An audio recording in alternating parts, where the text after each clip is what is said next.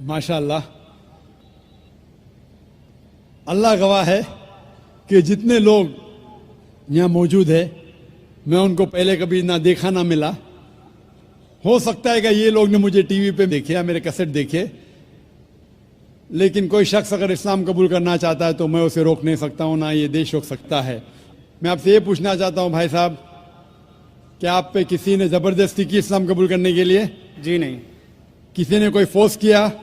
जी नहीं। Any force, माली या ताकत का? कुछ नहीं। आप अपनी मर्जी से करना चाहते? जी हाँ। आप मानते हैं कि एक खुदा है? जी हाँ। आप ये मानते हैं कि मोहम्मद सल्लल्लाहु अलैहि वसल्लम उसके आखिरी पैगंबर है? जरूर। इंशाअल्लाह मैं अरबी में कहूँगा और आप उसे दोहराइए। अशहदु अशहदु अल्लाह अल्लाह इलाहा इलाहा इल्लल्लाह इल्लल्लाह व अशहदु वाशहदु अन्ना अन्ना मोहम्मदन मोहम्मदन अब्दुहु अब्दुहु व रसूलुहु। व रसूलुहु। मैं गवाही देता हूँ मैं गवाही देता हूँ कि अल्लाह के अलावा कि अल्लाह के अलावा कोई माबूद नहीं कोई मामूद नहीं और मोहम्मद मोहम्मद सल्लल्लाहु अलैहि वसल्लम उसके बंदे और पैगंबर है। माशाअल्लाह, आप मुसलमान हो चुके। अल्लाह आपको जज़ाए खैर दे, अल्लाह आपकी मेहनत को कबूल फरमाए। और ये जो नौ मुस्लिम हैं, मैं उनसे इल्तिजा करता हूँ कि आप इस नाचीज के लिए भी दुआ कीजिए। आप जब इस्लाम में दाखिल होते हैं तो अल्लाह सुब्हानहू व तआला आपके सारे गुनाहों को माफ़ कर देता है। इसीलिए मैं आपसे फरमाता हूँ कि आप मेरे लिए भी दुआ करना इंशाअल्लाह। जी शुक्रिया। माइक नंबर 3 के अंदर खातून में कोई नॉन मुस्लिम हो तो सवाल कीजिए। यस, अस्सलाम वालेकुम। मैं इकरा इंग्लिश स्कूल धापोड़ी पुणे से हूँ। वो एक इस्लामिक स्कूल है। मैं वहाँ 7 साल से पढ़ा रही हूँ एज अ टीचर। एंड सब मुसलमान बच्चे प्लस उसमें क्रिश्चियनिटी है, हिंदू है, सब टाइप के बच्चे वहाँ पढ़ रहे हैं। उसमें एक खास बात मुसलमान लोगों को मैं कहना चाहती हूँ कि उन लोग में इतनी तो इंसानियत है कि उन्होंने कभी भेदभाव नहीं किए। आज वो स्लम एरिया है, लेकिन वो स्लम एरिया होते हुए भी कुछ मेंबर्स सब मुसलमान हैं, लेकिन वो लोग जितना आदर भाव से सम्मान दोनों लोगों को दे रहे हैं, उसके लिए मैं वो तारीफ करना चाहती हूँ। वो बात ठीक है, लेकिन सर आपके लिए मेरा एक सवाल ये है कि आपके इतने फॉलोवर्स हैं, आज वो दिख कर आ रहा है जो फॉलोवर्स है, तो आप प्लीज़ आपसे रिक्वेस्ट है कि पीस टीवी चैनल से आपके बातें हमारे तक पहुँच रही है, तो आप प्लीज़ हमारे लिए सही न्यूज़ चैनल का बंदोबस्त करिए। वो भी please sir, 1 minute, I want 1 minute मोर। बहुत दिन से लाइन लगाकर बहुत सवाल थे, लेकिन I am doing very short. और एक बात है कि आज जो अफवाह है, एक मुसलमान बम विस्फोट में पकड़ा गया। आज मैं मुसलमान लोगों में खड़े होकर उनकी तारीफ नहीं करना चाह रही।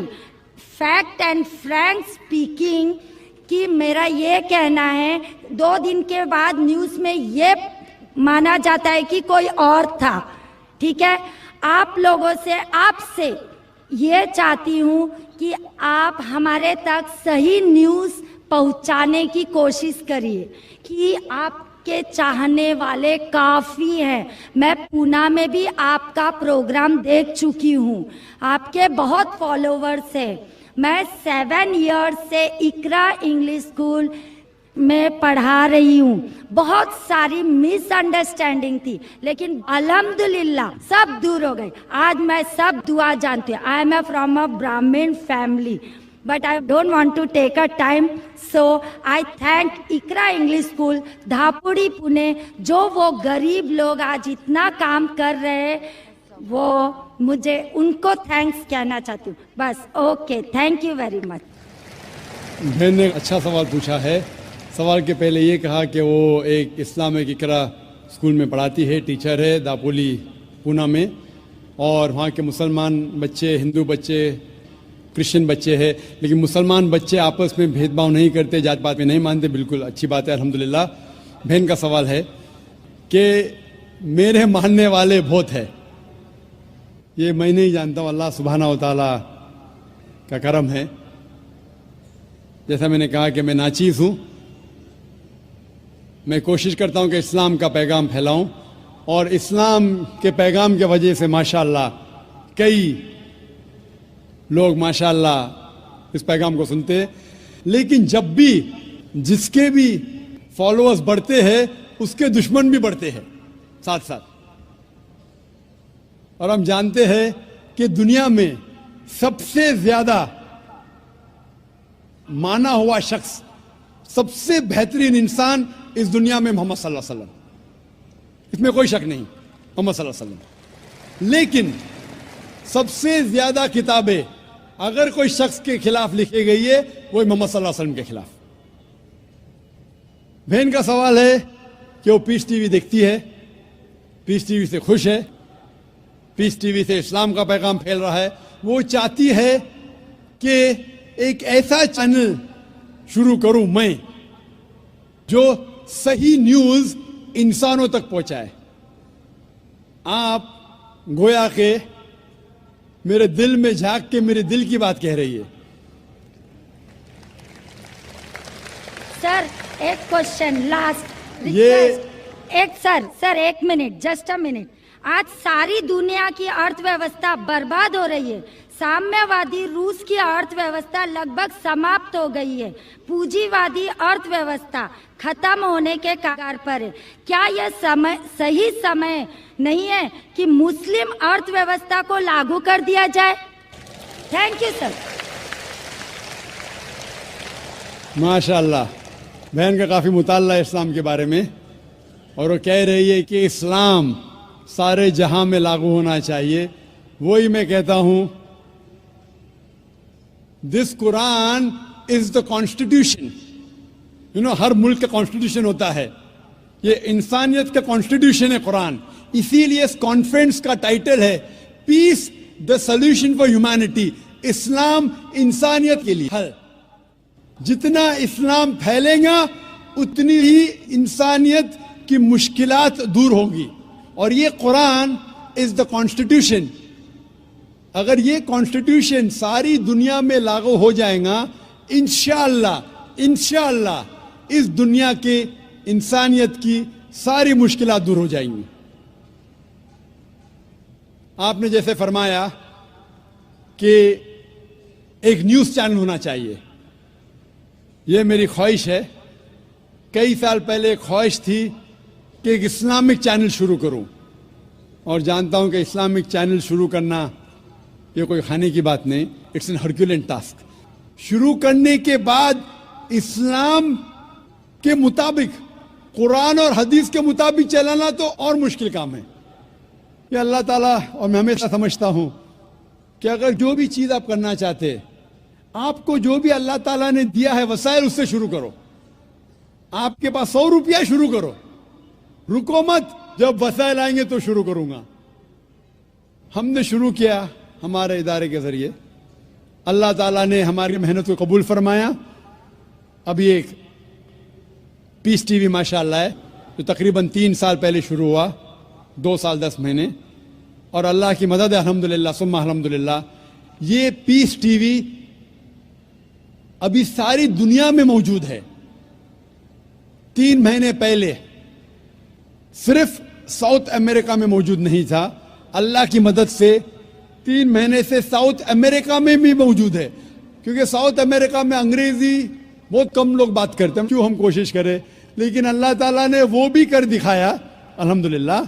और हमारा इरादा है कि एक पीस नेटवर्क हो, और उस पीस नेटवर्क में एक चैनल पीस न्यूज भी हो। मैं चाहता हूं कि आप दुआ करें, एक ऐसा चैनल हो जो सही न्यूज दे। अक्सर channel, news channel, they are governed by politicians. जो न्यूज चैनल की आमदनी है, they behave like groups supporting political parties और डिफरेंट व्यू पॉइंट्स। कोई भी चैनल लो आप, उनकी जो आमदनी है वो एडवर्टीजमेंट नहीं है, दे आर प्रेशर ग्रुप्स। और मैं जानता हूं, जैसे मैं तकरीर में कहा था, इस टेररिज्म मुस्लिम मोनोपोली, क्या आतंकवाद मुसलमान की विरासत है, पुनः मैं आपने सुना होगा। और मैंने कहा था कि मेरे नजदीक ये पॉलिटिशियंस है जो मेन जिम्मेदार है आतंकवाद के, और एक न्यूज चैनल कायम करना विदाउट पॉलिटिकल सपोर्ट, मैं नहीं जानता कोई न्यूज चैनल आज है जो पॉलिटिकल सपोर्ट के बिना चल रहा है। न्यूज चैनल कायम करना बहुत मुश्किल है। न्यूज चैनल कायम करके कुरान और हदीस के मुताबिक चलाना बहुत बहुत मुश्किल है। मैं चाहता हूं कि आप सब दुआ करें कि अल्लाह सुब्हाना व तआला हमसे ये भी काम करवाए कि इंशाअल्लाह मुस्तकबिल में एक ऐसा चैनल हो जो सिर्फ मुसलमानों के लिए नहीं, गैर मुसलमानों के लिए भी एक साफ सुथरा न्यूज चैनल हो जो हक की बात फरमाए। क्योंकि अल्लाह ताला फरमाते सूरह इसरा में, सूरह नंबर 17 वर्स नंबर 81 में, वकुल जाल हक वज़ाकल बातिल इन्नल बातिल कान ज़हूका, कहो कि हक आ चुका है और बातिल खत्म होने वाला है, क्योंकि बातिल फी नफ्से खत्म होने वाला है। Hope the answer the question is. अगला सवाल माइक नंबर 1 से, अगर वहां पर कोई गैर मुस्लिम भाई हैं। Good evening, sir. My name is Pintu Devnath and I am from Malda, West Bengal. Sir, I am on a BA honors. So, I have some question about kafir. Sir, some Muslim men are said, non-Muslim men, that they are kafirs. So, मैं इसके बारे में आविधानिक अर्थ काफिर का जितना तक जानता हूँ, कुफ्र से आया है ये सब। तो सर, इसका आविधानिक अर्थ होता है इस्लाम के गोपनीयता को जो स्वीकार नहीं करता, उसके सत्यता को जो स्वीकार नहीं करता, उसको काफिर कहा जाता है। आप ही के किसी एक चैप्टर में या किसी एक किताब में लिखा हुआ है सर, अगर इस नाम से आपको बचना चाहते हो तो आप इस्लाम कबूल करो या फिर और दूसरा कोई उपाय ढूंढ लो। ये दूसरा कोई उपाय ढूंढ लो, ये सर मैंने नहीं पढ़ा है, लेकिन मैं ये अपने दिल से बोल रहा हूँ। लेकिन सर, काफिर का सब ये जो बोल रहा है, जो इस्लाम के गोपनीयता, सत्यता का जो गोपनीयता है, हम जो वो तो हम कभी अस्वीकार नहीं कर सकते, क्योंकि हमारे बहुत सारे मुस्लिम फ्रेंड्स है, हम उसके साथ बहुत अच्छे तरह से रहते हैं, बहुत अच्छे तरह से बिहेव करते हैं, फिर भी हमको as a non Muslim why I should call an काफिर? This is my simple question sir. भाई साहब का सवाल है कि काफिर किसे कहते हैं। खुद ही काफिर का उसने मानी भी दिया, क्योंकि उनने मेरी कैसेट सुन चुकी है और मेरी किताब भी पढ़ चुकी है शायद। इसमें कहा है कि काफिर आता है लफ्ज कुफ्र से, जिसका मानी है कि इस्लाम की हक्कानियत को झुटलाना। कुफ्र मतलब ना मानना। इन शॉर्ट, काफिर मतलब जो इस्लाम की हक्कानियत को नहीं मानता है, जो नॉन मुस्लिम है। तो अब नॉन मुस्लिम है क्या है? नॉन मुस्लिम है ना, अब नॉन मुस्लिम तो काफिर कहेंगे ना। और जो आपने आखिरी पार्ट जो बराबर से नहीं सुना, मैंने ये कहा, आप चाहते हैं कि कोई आपको काफिर नहीं बोले, आपको क्या गाली लग रही है? काफिर गाली नहीं ना। काफिर मतलब जो इस्लाम को नहीं मानता। इंग्लिश में बोलेंगे नॉन मुस्लिम। अगर आपको गाली लगती है कि काफिर गाली है, एक चीज अगर आपको लगता है गाली है और कोई आपको काफिर नहीं कहते, इस्लाम कबूल करो, कोई काफिर नहीं कहेगा। ये किताब में लिखा था और कुछ नहीं। हम तो कभी सर इस्लाम के गोपनीयता को या सत्यता को कभी अस्वीकार नहीं किया है ना, हम तो कभी भी नहीं बोले ऐसा, तो हमको क्यों काफिर बोला जाए? आप मानते खुदा एक है? हाँ जी। आप मानते कि बुत परस्ती गलत है? सर, बुत परस्ती मतलब ये समझ नहीं है। मूर्ति पूजा गलत है क्या सही है? मूर्ति पूजा सर, हम हिंदू है, अब माँ दुर्गा का जब पूजा होता है, माँ शेरावाली का जब तो पूजा ये हो तो आपको मानते हैं। लगता है कि आप स्वीकार कर रहे हैं, लेकिन स्वीकार नहीं कर रहे, क्योंकि वेद में भी लिखा है कि खुदा का कोई अक्स नहीं है। मूर्ति पूजा भी गलत है हिंदू मजहबी किताब में। तो आप अगर मूर्ति पूजा करते हैं तो इस्लाम की हकीकत को झुठला रहे। आपको लग रहा है कि मैं इस्लाम के खिलाफ नहीं हूं, लेकिन अगर आप मूर्ति पूजा कर रहे, कुरान में लिखा है मूर्ति पूजा गलत, वेद में लिखा है गलत, तो आप अगर करते हैं तो जो भी आपको काफिर बोलता है सही बोल रहा है, मतलब आप गैर मुस्लिम है। उसमें बुरा लगने की बात क्या है? आप समझ रहे ना? नहीं सर, आप बोल रहे कि मैं इस्लाम की हक्कानियत को नहीं झुटला रहा हूं। झुटला रहे तो है, आपने बोले मूर्ति पूजा करते मतलब झुटला दिए।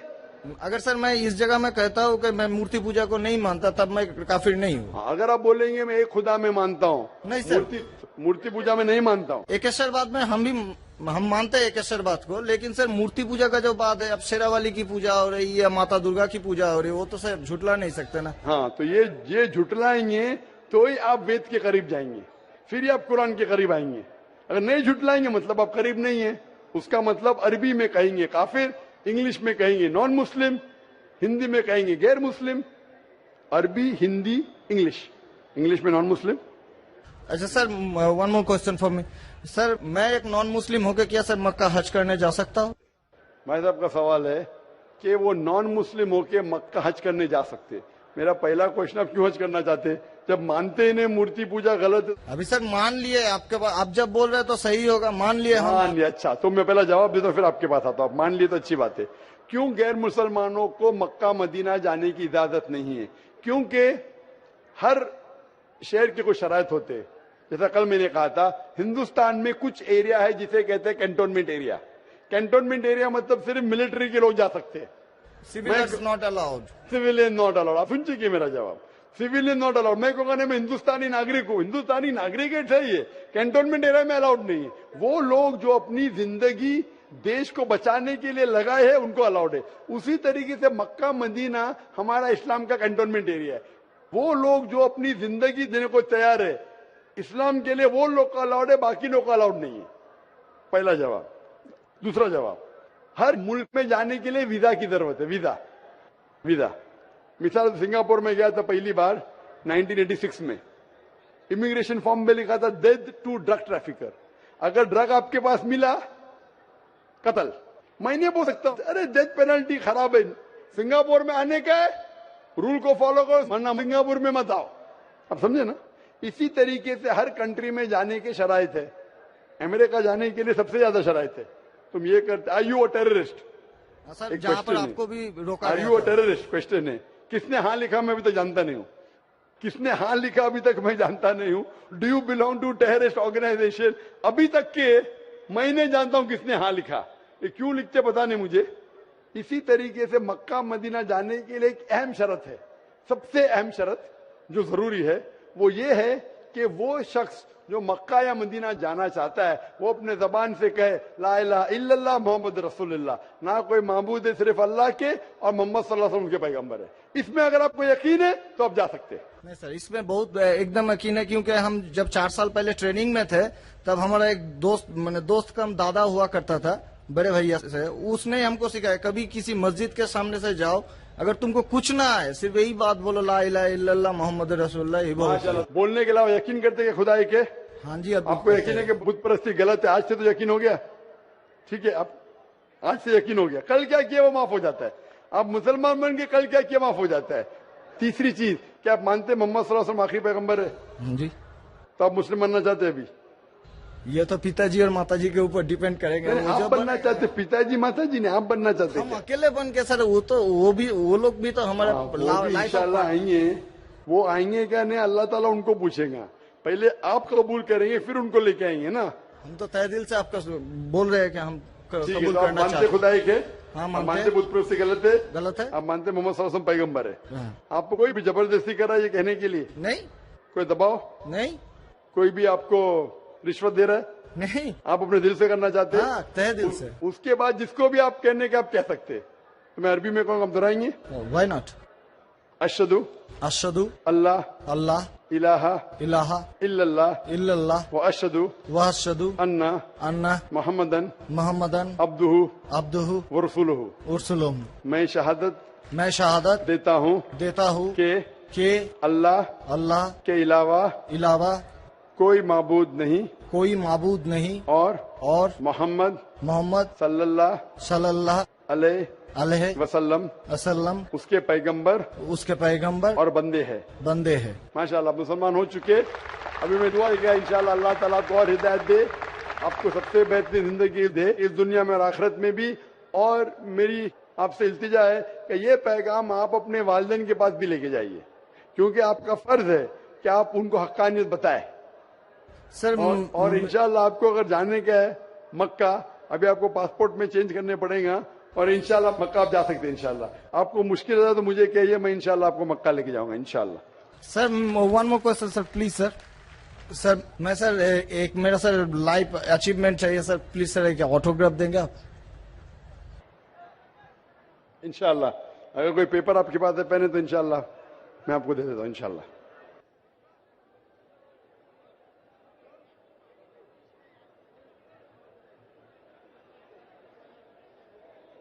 माशाअल्लाह, लोग जुर्रत और हिम्मत से काम ले रहे हैं हक को जानने के लिए, हक को मानने के लिए।